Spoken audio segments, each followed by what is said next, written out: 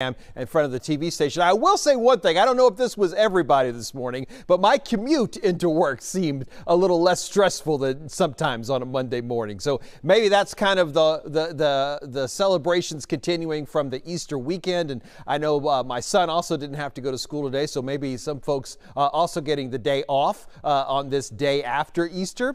But like I said, the roadways a little bit more reasonable for me, at least this morning, and the clouds are certainly something that was going to be around, and the breezy conditions are going to be around. So that bigger picture here for southeast Texas is going to show us missing out on most of the rain today. There'll be some storms up in the northern portions of Texas. As a matter of fact, even some possibility of some severe storms, and we're going to talk about that. But these south winds are certainly going to be something we notice. They're going to increase as we even get further into the afternoon. There'll be even breezier conditions. And here's what we're looking at right now across the area: 24-mile-an-hour gusts down in the Pearland area. We've got the same thing up at Intercontinental Airport. 12-mile-an-hour winds, but gusts of 22 in Huntsville. And then look what's happening for the folks up in the College Station area. Those are your consistent winds of 22 miles an hour with gusts as high as 29. So this is kind of the trend where we're headed. Everybody's looking to be picking those wind speeds up just a little bit more as we go into the afternoon.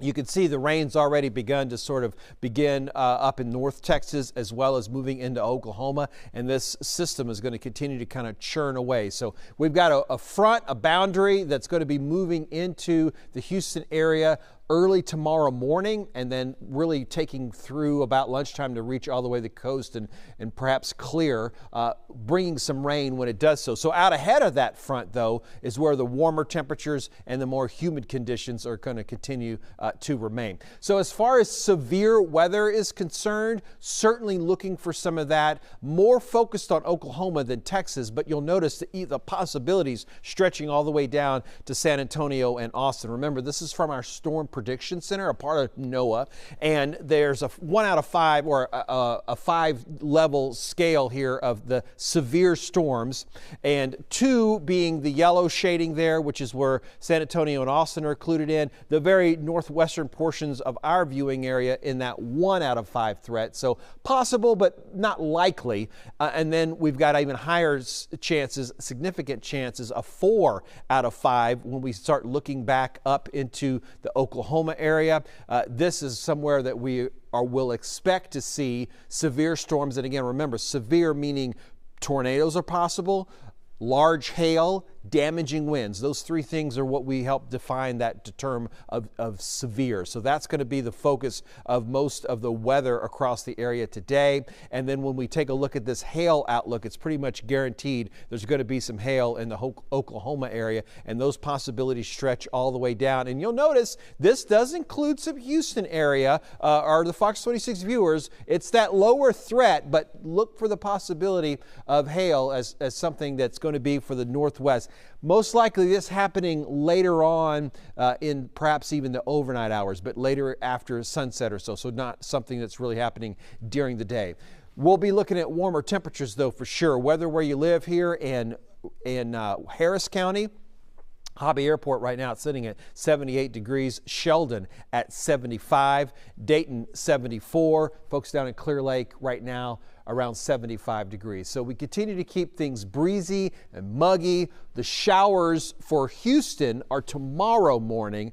And then once that front clears, we're really setting ourselves up for a couple fantastic looking days on Wednesday and Thursday. And then Friday's not bad either. It's just going to be a little bit more of a transition day. And at this point, I've been talking about this over the weekend a little bit. The eclipse forecast, now that we're in that 10-day range and actually even closer now a week out, we're certainly looking not so great as far as what we're expecting. It's no guarantees. This is 7 days out is not where we have high confidence in our forecast, but we certainly not liking what we're seeing so far. Let me put it that way. Here's what we did yesterday for the high temperatures, and I think we're going to be able to do that again pretty much the same. If there's some breaks in those clouds, we'll have some pockets that even hit the mid 80s instead of just even the lower 80s. And remember, normally we're about 77 for the high. That's the seasonal averages for the last 30 years. That's what will be coming eventually. Look how mild it was this morning. Stayed in the 70s, didn't even get into the 60s. Those breezy conditions, those clouds that were out there really just kept things from cooling off at all. And the current temperatures, we've talked about it for some specific areas, but bigger picture here, we're looking at mid to the upper 70s is where we're setting things right now. Our allergen levels are continuing to ever so slightly improve, and it's pretty slight. We're still heavy when it's concerned for the tree pollen that's out there, and yes, oak is still the highest, but it's not at those exceptionally high numbers that we've seen a couple weeks ago. It's a little bit more reasonable, but still very high. All right, here's our short-term futurecast to begin with. We've got windy conditions, especially along the coast. We're watching these storms as we get closer in to midnight or 10 o'clock tonight or so. You'll see some stronger storms out to the west, but they're just not going to be able to hold it together when they get into the Houston area. But then tomorrow morning, what's interesting here on our model, did you see how kind of it was very disorganized and quiet moving through in the early morning hours? But now at 10 o'clock tomorrow morning, look, it gets reorganized a little bit again.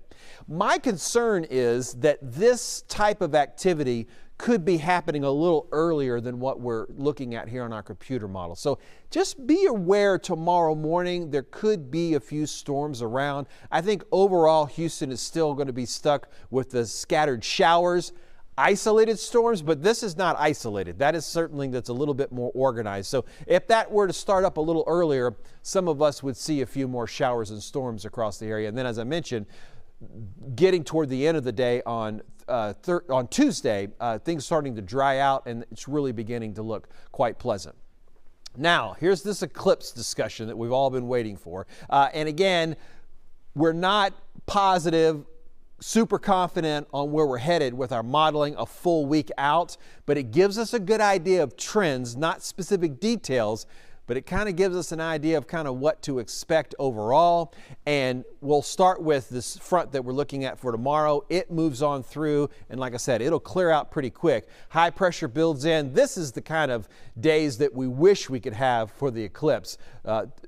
Late Tuesday, Thursday, even into Friday. When we get into the weekend, we're watching the clock here across the top. You'll see a Pacific storm system coming in, and here's sort of what that's going to look like at the end of the weekend. So unfortunately, what you're going to see is from Sunday afternoon really all the way into Tuesday, it's an unsettled pattern that's going to be across Texas, and there's going to be maybe some breaks, but look how the clouds really fill in once we get into April the 8th. That's the date we've been talking about, April 8th, 2024. The forecast is not looking good. We're even looking at some rain possibilities. I don't think they're going to have this much rain. I'm confident to say we're not going to have this much rain as wet as what this looks when we get to the eclipse, but there's going to be patches of it across Texas, and that could even include that path of total eclipse that will be happening across the central portions of the state. So putting it all together here in the 7-day forecast, those rain chances for the Houston area tomorrow are going to be at 40%. Isolated storms kind of worked into there. Great looking days for the rest of the week, transitioning on Friday into more humidity and warmer temperatures. And as I talked about, that front arrives at the end of the weekend, kind of running into eclipse day as well. All right, that's going to do it for our morning weather update. Glad you're here, glad you're watching, however you're watching right now.